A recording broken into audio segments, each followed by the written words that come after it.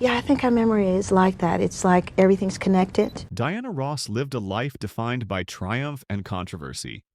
Yet, a single seismic truth she carried for over 5 decades has only now begun to crack the surface. Her bond with Michael Jackson wasn't merely unique in the world of music. It was an attachment so profound, so intensely personal that even his closest confidants rarely glimpsed its core. He once tried to articulate it himself, describing her as mother, sister, and something far more complicated, a connection that consumed and haunted them both. Now at 81, her long-held silence has finally broken, opening a hidden door into a forgotten history. The story begins in 1969, the moment the Jackson 5 arrived at Motown, a label already glittering with superstars. Michael Joseph Jackson was just 11 years old, a child whose voice held such raw, explosive power that Motown's founder, Berry Gordy, saw him as the next James Brown, and Sammy Davis Jr. rolled into a single, breathtaking package. To ignite the group's career with maximum glamour, Motown orchestrated a masterful publicity stunt. Diana Ross, the label's reigning queen, would discover the Jackson 5 and present them to the world as her personal protégés. It was a calculated lie, but for Michael it felt like an undeniable stroke of fate. He was instantly captivated by Diana, and over the coming months that youthful admiration would swell into something far more complicated and profound. For nearly a year, Michael was virtually a member of Diana's household, living in her Los Angeles home. He called her Mama, playfully told his sisters they could only hope to be pretty if they looked like her, and confessed to friends that she was both his ultimate guide and his impossible dream. His own mother, Katherine Jackson, would later acknowledge in her memoir that her son spoke of Diana as if she were his second mother. Even then, however, the depth of his affection carried shades of something unusual, something that refused to be neatly confined by simple family roles. In 1971, Diana used her star power to introduce Michael to a national audience via her television special. It wasn't just a showcase for the Jackson 5, it was a spotlight on a boy who could command a stage alone. She coached him patiently, teaching him the art of confident movement, how to tame his nerves, and how to meet the camera with a dazzling, genuine smile. That special was far more than a performance. It was a literal passing of the torch, an older icon showing a younger one the impossible, brutal lessons of survival in a business designed to devour innocence. Diana's unwavering belief in him became Michael's lifeline. He would later attempt to summarize his feelings with one unforgettable, stunning line. She's mother, sister, and lover, all combined in one. It was a statement that left the world bewildered, yet it perfectly revealed the peculiar, consuming depth of his attachment.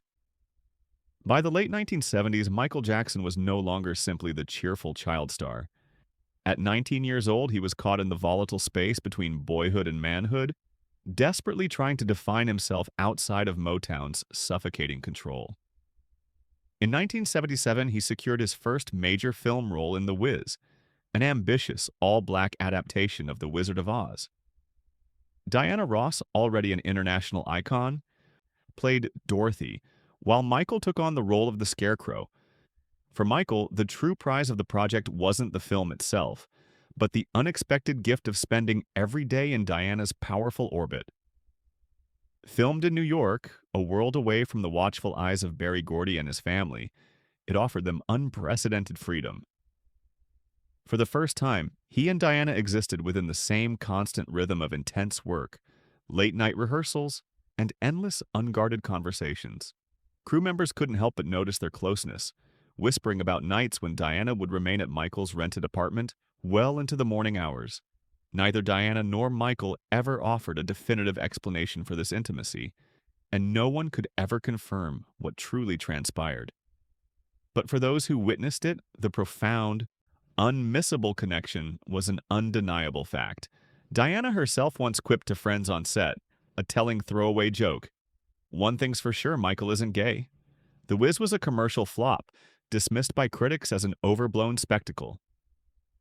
Yet, for Michael, the experience was utterly transformative. He didn't care about box office numbers. What mattered was the private, precious time he had carved out with Diana, moments the public would never be allowed to share. In her company, he could finally be vulnerable without judgment. She was the one who listened to his insecurities, gently reassured him when his voice wavered, and offered him the rare gift of total, unconditional acceptance. Two songs from the film, Ease On Down the Road and Brand New Day, seemed to capture more than just a musical storyline. Watching Michael and Diana sing together, a personal harmony resonated, almost too intimate for the camera.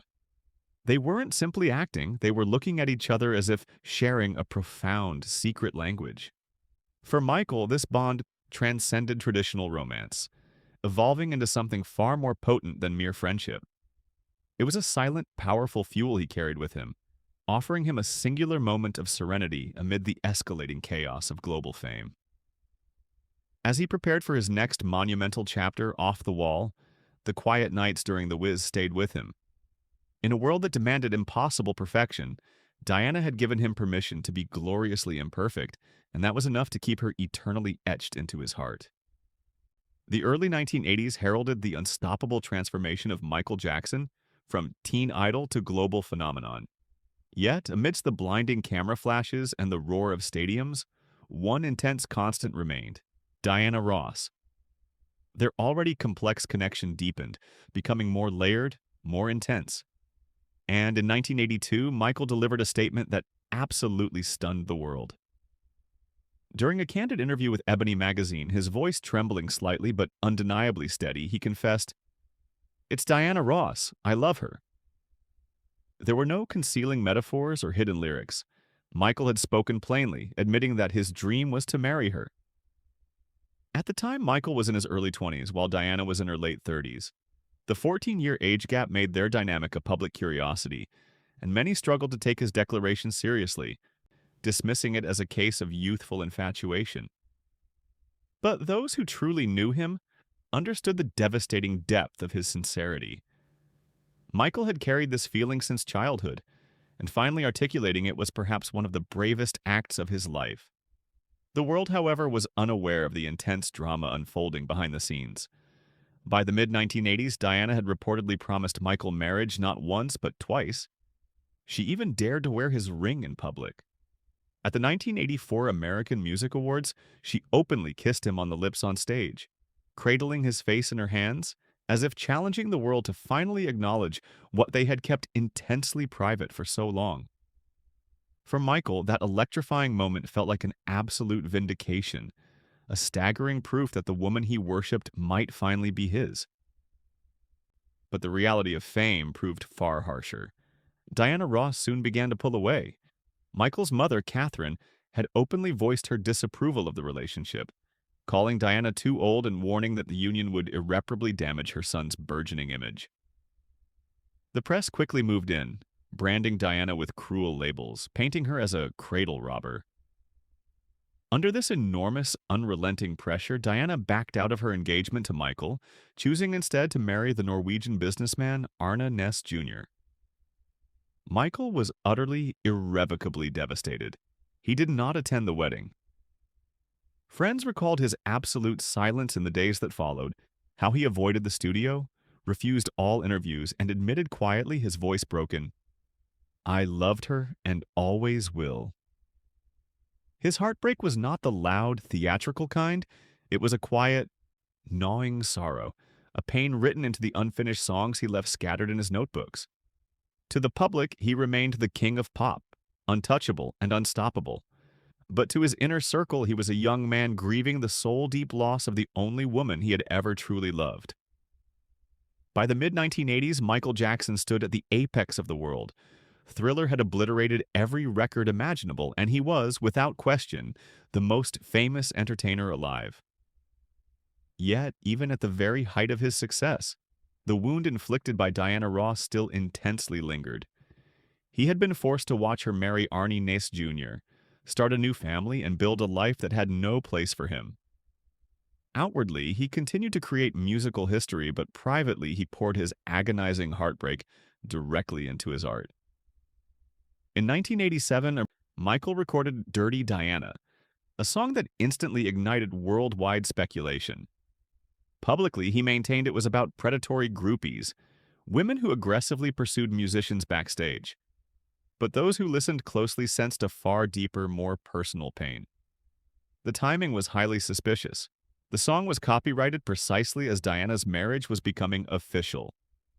Quincy Jones, Michael's longtime producer, reportedly pleaded with him to change the lyrics, warning that everyone would assume it was about her. Michael agreed to adjust one single verse, making it slightly more generic. Yet, the sheer, raw pain in his voice betrayed the true story.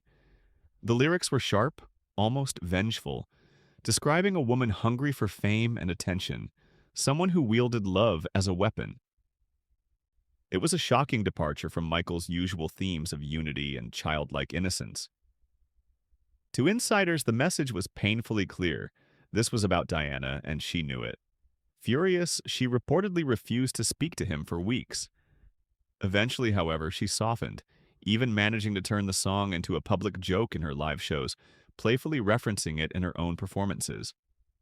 But the rift, the profound, unspoken tension, had been laid bare. Their relationship devolved into a strange, continuous push and pull. Michael seemed incapable of truly letting her go, yet Diana appeared unwilling to either fully commit to him or fully release him from her hold. When he was photographed with Madonna, Diana would mysteriously reappear, sitting on his lap at parties and monopolizing his attention. At award shows, she flirted openly on stage, blowing kisses and clinging to him even when he brought other women as his dates. Friends described it as a devastating cycle. Michael desperately trying to move forward, Diana ruthlessly pulling him back, not necessarily to claim him, but simply to ensure no one else could. The result was a silent war of deep affection, potent jealousy, and years of unspoken words. Michael admitted in his 1988 autobiography, Moonwalk, "I've always loved Diana Ross, and I always will." But the complete truth was infinitely more complex. She was both his greatest, deepest comfort and his most excruciating wound. The one person who held the power to both inspire him to greatness and destroy him completely. The 1990s brought terrifying storms that Michael Jackson could not simply moonwalk away from. In 1993, the first public allegations of child molestation erupted, shaking the world's foundations. 13-year-old Jordan Chandler and his father accused Michael of abuse, igniting a media frenzy unlike anything seen before. Police raided Neverland, reporters stalked his every move, and television networks replayed every vicious rumor until it appeared his colossal career might collapse entirely. Through it all, Diana Ross remained publicly quiet but fiercely steadfast in private. Friends close to Michael confirmed she called him constantly, visited him often, and repeatedly reassured him that she completely believed in his innocence. When his own sister, LaToya, made damning statements, later revealed to be coerced by her abusive husband, Diana's loyalty never even wavered. She saw the boy she had once mentored, the man she believed was profoundly misunderstood, and she stood utterly firm. By 1995, when Michael collapsed during a grueling rehearsal and was rushed to the hospital, Diana immediately came to his bedside. Those in the room said her presence instantly shifted the heavy atmosphere. Michael visibly relaxed, clinging to her hand like a desperate lifeline. At the time, he was married to Lisa Marie Presley, but even she was respectfully asked to leave the room when Diana arrived. It was a singular, powerful act that revealed more than any words ever could. Diana occupied a sacred, singular space in Michael's life that no wife, no girlfriend, and no friend could ever truly replace. The storm of accusations returned with renewed ferocity in 2003 with the Living with Michael Jackson documentary, which showed him admitting he allowed children to share his bed. Soon after, new charges were filed, and in 2005, Michael stood trial in Santa Maria, California. The legal proceedings were absolutely grueling. Months of painful testimony, vicious tabloid headlines, and a prosecution team determined to end his career. Michael was eventually acquitted on all counts, but the damage to his public image was permanent and lasting. Throughout these agonizing years, Diana never wavered in her loyalty. While countless others in the entertainment industry quietly distanced themselves, fearing association with the ongoing scandal, Diana never once publicly turned her back. To her, Michael was still the vulnerable boy she had taken under her wing in 1969, still the artist she had personally watched transform into the greatest performer on earth. Her defense was not loud or combative. It was quiet, unwavering, and deeply rooted in decades of shared history.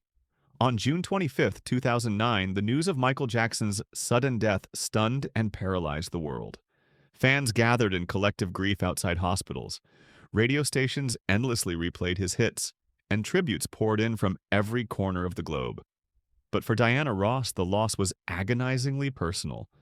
Just hours after his passing, she released a statement that captured her immediate grief in simple, broken words. "I can't stop crying. This is too sudden and shocking. My heart is hurting."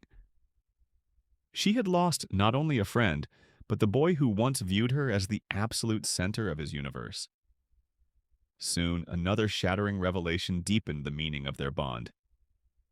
Michael's 2002 will surfaced, and in it, he had made a decision few expected. If his mother, Katherine Jackson, could not care for his 3 children, the appointed next guardian would be Diana Ross. Not his sisters, not his brothers, not even Debbie Rowe, the mother of 2 of his children, Diana Ross. In purely legal terms, it was a single, simple clause, but in emotional terms, it was a declaration far more powerful than any song lyric he had ever written. It meant that Michael Jackson trusted her more than anyone else to raise his most precious, enduring legacy. To the outside world, the choice was puzzling. Some critics hastily pointed to Diana's past troubles, including a DUI arrest, arguing she wasn't fit for the enormous responsibility. But to Michael, the logic was flawlessly simple. Diana had successfully raised 5 children of her own. She had been his unflinching, guiding light in his darkest, most harrowing times, and she had never, ever betrayed him. In a life where true trust was impossibly scarce, she had earned his absolute final confidence. Years later, when the documentary Leaving Neverland reignited the brutal scandals surrounding Michael Diana, then in her 70s, bravely took to Twitter to defend him. She wrote, "This is what's on my heart this morning. I believe and trust that Michael Jackson was and is a magnificent, incredible force to me and to many others." At a time when the world was once again tearing at his memory, she stood firm, using her own iconic reputation to shield his legacy. And then, at 81, Diana finally shattered the profound silence she had maintained for decades. In a quiet, unprecedented conversation, she simply admitted, "Michael loved me. Loved me in a way that's not easy to name." She described how, from the very first time he spoke those words, he never once wavered. And though she cared deeply and profoundly for him, she said she could never truly mirror that same fierce intensity. Her words were not sensational or theatrical. They were calm, almost weary, as though she was finally tired of holding back the difficult truth. She admitted she had deliberately kept her distance, not because she didn't care, but because she recognized his love was profoundly fragile, almost too sacred to risk touching. Some truths simply take a lifetime to fully surface. Diana Ross waited until she was 81 to finally put words to the bond she shared with Michael Jackson. A complex, unforgettable love story that was never quite complete, yet was somehow never, ever forgotten. Do you think Michael ever found a kind of internal peace in the pure, lifelong love he carried for her? Share your thoughts on this unprecedented bond in the comments below, and don't forget to like this video and subscribe for more untold stories of music legends.